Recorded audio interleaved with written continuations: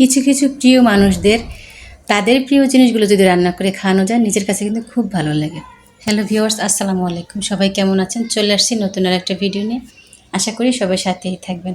তো সাজনা তো প্রায় শেষই হয়ে যাচ্ছে, তো কিছু সাজনা আজকে আমি একটু হাফ সিদ্ধ করে ফ্রোজেন করে রেখে দিলাম। অনেক কিছুই আমি রেখে দিই, যেমন কাঁঠালের বিচি, সিমের বিচি, সাজনে, এগুলো যখন অফ সিজন থাকে তখন খেতে ভালো লাগে। তো আজকে আমি যে সাজনা দিয়ে ডাল রান্না করতেছি, কলমি শাক ভাজি করবো, মাছ ভুনা করবো, মুরগির মাংস রান্না করব। পরিমাণে কম, কিন্তু অনেক 4-5টা আয়োজন আছে। ওই যে প্রথমে বললাম না, প্রিয়জনদেরকে তাদের প্রিয় খাবারগুলো রান্না করে খাওয়ানোর মতো এক মজা আছে। তো আমার এক খালাম্মা, তিনি হজে চলে গিয়েছেন, এই ভিডিওটা আমার অনেক আগের। তো খালাম্মা হজে যাওয়ার আগে আমার চিন্তা ভাবনা ছিল তাকে বাসায় এনে একবেলা আমি খাওয়াবো। তো সে মানে পাঁচতলায় উঠতে চাচ্ছে না, বৌমা আমি পাঁচতলা যাবো না, আমার ভালো লাগে না সিঁড়ি উঠতে। তারপর যখন উনি চলে যাবে তো ভাবলাম যে শুধু শুধু টানা হেঁচড়া না করি, ওনাকে বাসায় দিয়ে আসি। তো সেই জন্যে আজকে একটু রান্না করে খালাম্মার জন্য। উনি কলমি শাক খুব পছন্দ করেন, মানে সে যে মানে যেগুলো খেতে পছন্দ করেন সেগুলোই আমি দিয়েছি। অনেক হয়তো ভাববেন যে একজন মানুষকে খাওয়াইছে কিন্তু গরু মাংস মানে রোস্ট পোলাও এগুলো কিচ্ছু করেনি। খালাম্মা এগুলো কোনো কিছুই খেতে পছন্দ করে না। সে সাজনা দিয়ে ডাল তার খুব খুব বেশি প্রিয়, কলমি শাক। তার সাথে আমি একেবারে মাংস ছাড়া তো আসলেও দেখতেও খারাপ দেখা যায়, তাই মাংস আর রুই মাছটা ভুনা করে দিয়েছি।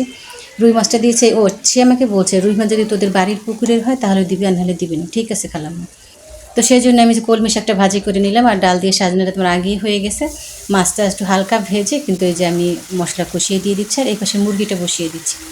মুরগিটা জাস্ট একটু ভুনে নেবো পেঁয়াজ দিয়ে, মানে ঝোল ঝোল দিব না।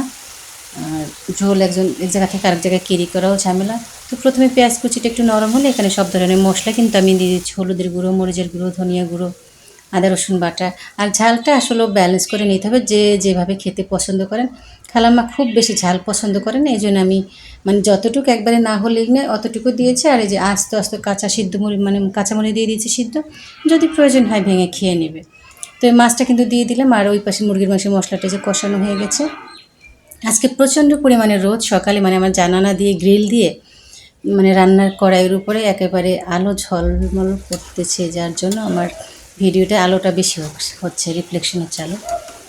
তো মুরগি মাংসটা কিন্তু আমি দিয়ে দিয়েছি, জাস্ট এইটা থেকে যে পানিটা বের হবে আমি চেষ্টা করবো সেটুক দিয়ে ভুনে নিতে। এটা আসলে পাকিস্তানি লেয়ার মুরগি, তো এগুলো কিন্তু ঝোল দিয়ে রান্না করলে বেশি ভালো লাগে না। আমার মনে হয় এই মুরগিটা জাস্ট মানে রোস্টের জন্য একেবারে পারফেক্ট।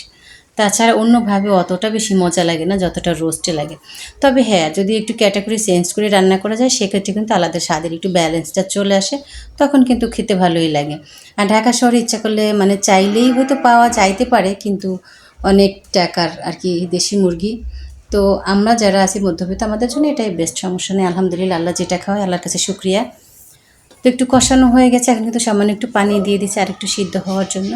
তো রান্নাবান্না কিন্তু মোটামুটি শেষ। এখন আপনি হয়তো বলবেন যে তার প্রিয় একজন মানুষকে খাওয়াচ্ছে এভাবে এই কিছু দিয়ে। আমার খালাম্মা এই খাবারটা তো তার তৃপ্তি সহকারে খেয়েছে, আলহামদুলিল্লাহ। সে খুব খুব খুশি, আর এত দোয়া করছে আমাকে, বলে খালাম বৌমা আমার খুব পছন্দ হচ্ছে তোমার রান্না করা।